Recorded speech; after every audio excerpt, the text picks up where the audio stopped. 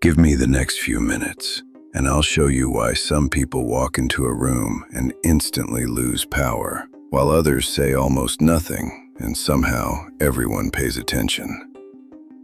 This is not about being louder. It's not about being rich. It's not about being attractive, and it is definitely not about pretending to be someone you're not. This is about something most people never learn. The invisible rules underneath every conversation. The rules that decide who gets respected, who gets ignored, who gets chosen, who gets used, and who becomes impossible to play with. Most people think life is about being kind, working hard, explaining yourself, and hoping people finally notice your value. But that is why so many good people end up exhausted. They explain too much. They forgive too fast. They trust too early. They reveal too much. They chase people who are only responding to absence. They mistake attention for respect. They mistake words for proof. And worst of all, they keep giving access to people who have not earned it. There are 7 psychological shifts that change this. Not tricks, not manipulation, not fake confidence. 7 shifts that make you harder to fool, harder to ignore, and much harder to control. And once you see them, you'll start noticing them everywhere. In friendships, in dating, in business, at work, in family, even in the way people text you. By the end of this, you'll understand why some people lose power the moment they start explaining. Why silence can create more tension than a paragraph. Why people respect boundaries more than kindness. And why the person who wants you most is often the person who can't fully predict you. Let's begin. Shift number 1. People do not respond to your value. They respond to your perceived value. That sentence might hurt, because you can be loyal, talented, deep, generous, emotionally intelligent, and still be treated like an option. Why? Because people don't automatically reward what is valuable. They reward what appears valuable. Think about it. A person can ignore you for months, then suddenly want you when someone else notices you. A company can underpay you for years, then panic when you get another offer. A friend can take you for granted, then start acting different when you become unavailable. Did your value change? No. Their perception changed.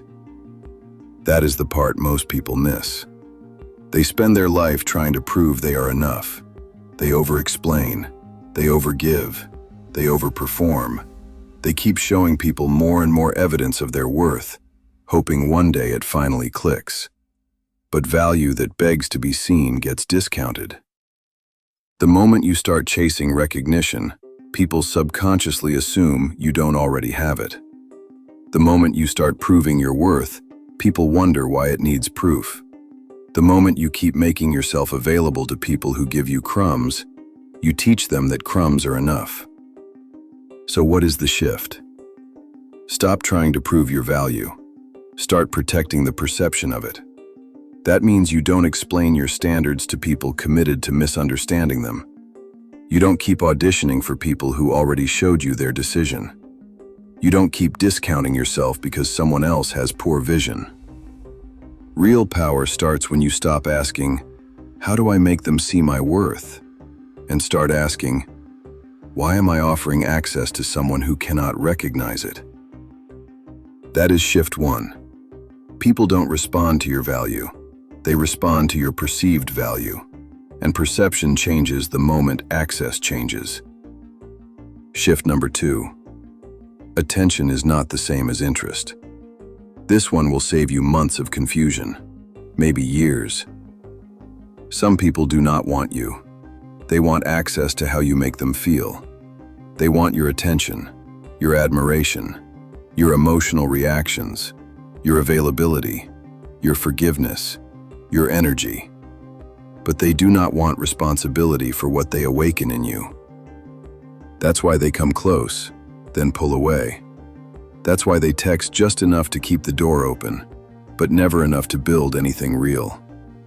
That's why they act jealous when you move on, but careless when you stay. That's why they watch your stories, but don't show up in your life. Because attention is cheap. Interest has weight. Attention says, I want to feel wanted. Interest says, I am willing to be consistent. Attention says, are you still there? Interest says, I am here. Most people confuse emotional stimulation with emotional investment. They think if someone keeps returning, it means they care. No. Sometimes they return because your energy is familiar. Sometimes they return because your silence bruised their ego. Sometimes they return because they felt you slipping away. And sometimes they return only to check if they still have access. Here's the test. Do not watch what someone does when they are lonely. Watch what they do when they have options. Do not watch what they promise after losing you. Watch what they maintain after getting you back. Do not watch how intensely they return. Watch how consistently they stay. That is the difference. Attention creates confusion. Consistency creates clarity. So stop asking, why do they keep coming back? Ask, what changes when they return? Because if nothing changes, then they did not come back for you. They came back for control of the feeling. That is shift 2. Attention is not interest. And the moment you learn the difference, you stop being emotionally rented by people who never plan to stay. Shift number 3. The person who needs the least approval controls the room. This is why some people can say one sentence and everyone listens, while someone else can talk for 10 minutes and still feel invisible. It is not always charisma. It is not always confidence. Sometimes it is approval hunger. People can feel when you need them to like you. They can feel when you are editing yourself to be accepted. They can feel when every joke, opinion, message, and apology is secretly asking, am I okay? Do you still like me? Are you mad? Did I do enough? And the moment people feel that need, your power drops. Not because needing connection is wrong, but because needing approval from the wrong people makes you easy to steer. A person who needs approval can be controlled with silence. A person who fears rejection can be controlled with distance. A person who needs to be liked can be controlled with criticism. A person who cannot tolerate being misunderstood can be controlled with accusations. That is why emotional independence is so intimidating. When someone can dislike you and you do not collapse. When someone can misunderstand you and you do not beg. When someone can leave and you do not chase. You become very difficult to manipulate. Not cold, not arrogant, just unavailable for emotional blackmail. Here's the shift. Stop making other people's reactions the judge of your identity. Some people will call your boundaries selfish because they benefited from you having none. Some people will call your silence immature because they were used to getting emotional access on demand. Some people will call your confidence ego because your insecurity was easier for them to manage. Let them. The strongest position in any room is not dominance. It is self-possession. It is the quiet energy of someone who is not begging to be chosen. That is shift 3. The person who needs the least approval controls the room. Not because they force control, but because they cannot be easily controlled. Shift number 4. Overexplaining is a loss of leverage. Most people think if they explain better, people will treat them better. So they write the long text. They give the extra reason. They defend their boundary. They clarify their tone. They try to prove they are not selfish, not rude, not difficult, not dramatic. And sometimes explanation is healthy. But with the wrong person, over-explaining becomes surrender. Because manipulators do not always need to defeat your boundary. Sometimes they just need to keep you talking long enough for you to weaken it yourself. They ask why, then why again. Then they challenge your reason. Then they make you feel guilty. Then they bring up the past. Then they accuse you of changing. Then they say you are overreacting. And before you know it, you are defending a boundary that never needed a courtroom. Understand this. A boundary is not a debate. A decision is not an invitation. A no does not become more valid because you attach a paragraph to it. The more you explain to someone committed to pushing you, the more material you give them to argue with.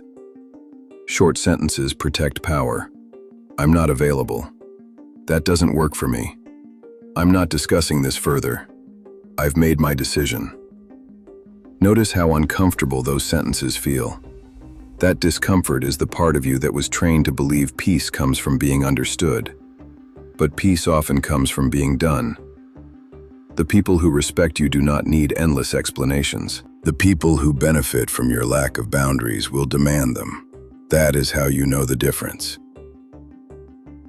That is shift 4. Over-explaining is a loss of leverage. Say less, mean more. And let people meet the boundary, not negotiate with your guilt. Shift number 5. Access is the real currency. Not attention, not attraction, not words. Access. Who can reach you? Who can disturb your peace? Who can get a response from you? Who can pull you back into old patterns? Who can disappear and return like nothing happened?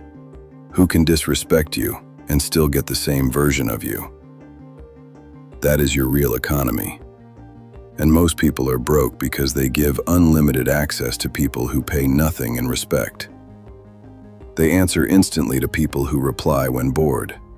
They make time for people who keep them as a backup plan. They emotionally support people who never show up for them. They keep the door open for people who only enter when their ego needs shelter. Then they wonder why they feel drained. Because they are spending the most valuable thing they have on people who treat it like it is free. Listen carefully. People do not respect what they can access anytime. They respect what requires alignment. They respect what has conditions. They respect what can be lost. This does not mean playing games. This means having a gate. You are not a public place. You are not emotional customer service. You are not a 24-hour repair center for people who break what they refuse to heal. Access should be earned by consistency, protected by boundaries, and removed when it is abused. Here's the shift. Stop asking, "Do they like me?" Ask, "What level of access have they earned?" Because liking you is easy. Respecting your time is different. Wanting you is easy. Showing up correctly is different. Missing you is easy. Changing behavior is different. That is shift 5. Access is the real currency. And when you control access, you stop being emotionally available to people who are only temporarily interested. Shift number 6. People reveal themselves under pressure, not comfort. Anyone can be kind when they are getting what they want. Anyone can be loyal when loyalty costs nothing. Anyone can be calm when they are in control. Anyone can sound mature when there is no conflict. But pressure tells the truth. Watch what someone does when you say no. Watch what they do when you stop overgiving. Watch what they do when you win. Watch what they do when they are wrong. Watch what they do when you need them and it is inconvenient. That is where the mask slips. Not always loudly. Sometimes it slips in a joke, a delay, a small punishment, a sudden coldness, a backhanded compliment, a quiet withdrawal of affection, a strange lack of celebration when something good happens to you. Most people miss these signs because they are waiting for a dramatic betrayal. But betrayal usually introduces itself softly. Before someone sabotages you, they minimize you. Before someone abandons you, they condition you to accept less. Before someone disrespects you openly, they test what you will excuse privately. Pressure reveals patterns, and patterns reveal people. Do not ignore the small version of a big truth. If someone only respects you when you agree, they do not respect you. If someone only supports you when you are below them, they do not support you. If someone only loves you when you are easy to control, they do not love you. They love the version of you that does not challenge them. That is shift 6. People reveal themselves under pressure. Stop judging people by how they act when things are easy. Watch them when your boundary, success, silence, or independence makes them uncomfortable. That is where the truth lives. Shift number 7. Your silence creates the answer your words were begging for. This is the shift that changes everything. Because most people use words when they should use distance. They confront too early. They explain too often. They ask for clarity from people whose behavior is already clear. They keep trying to get a confession from someone who is benefiting from confusion. But silence does something words cannot. Silence removes the performance. Silence stops feeding the dynamic. Silence shows you who comes with accountability and who only comes when they miss control. When you stop chasing, you learn who is only running because you followed. When you stop explaining, you learn who is only listening to argue. When you stop initiating, you learn who values you without being reminded. When you stop giving access, you learn who respected you and who only enjoyed the convenience. Silence is not weakness. Silence is data. It tells you who reaches out, who reflects, who disappears, who gets angry, who respects the space, who tries to provoke you, who replaces you quickly, who finally shows you what words were hiding. And that is why some people hate your silence, because your silence forces them to sit with themselves. It removes the emotional reaction they were using to measure control. But here is the important part. Silence is not a tactic to make someone chase you. That is still giving them power. Silence is what you choose when your peace becomes more important than proving a point. The goal is not to be missed. The goal is to be free. That is shift 7. Your silence creates the answer your words were begging for. And once you understand this, you stop chasing closure from people whose behavior already gave it to you. Now put the 7 shifts together. People respond to perceived value. Attention is not interest. The person who needs the least approval controls the room. Overexplaining destroys leverage. Access is the real currency. Pressure reveals people, and silence gives you the answer. Once you see these 7 shifts, your life gets quieter. Not because nothing is happening, but because you stop participating in confusion. You stop mistaking inconsistency for mystery. You stop calling disrespect mixed signals. You stop begging people to value what they already know they are using. You stop trying to be chosen by people who only wanted access. And yes, some people will not like this version of you. They will say you changed. They will say you are distant. They will say you think you are better. They will say you are cold. But what they really mean is, you are harder to reach without respect. You are harder to guilt without evidence. You are harder to confuse without consistency. You are harder to keep without effort. That is not cold. That is self-respect. So here's the question. Look at your life right now. Who only wants access when you pull away? Who gives you attention but no consistency? Who benefits from you explaining yourself? Who gets uncomfortable when you set a boundary? Who only supports you when you are not outgrowing them? Who keeps you confused because clarity would cost them access? And where have you been using words when silence would have shown you the truth? Answer honestly, because your next level will not come from learning more. It will come from tolerating less. If this made something click in your mind, write, I see the pattern now. Not for me, for yourself. Because once you see the pattern, you cannot unsee it. And once you stop being easy to access, easy to guilt, easy to confuse, easy to replace, easy to control, You become something most people are not prepared for. You become calm. You become selective. You become difficult to manipulate. You become dangerous in the quietest way. Not because you hurt people, but because you finally stopped handing them the weapon. Welcome to the part of your life where you stop chasing clarity and start becoming it.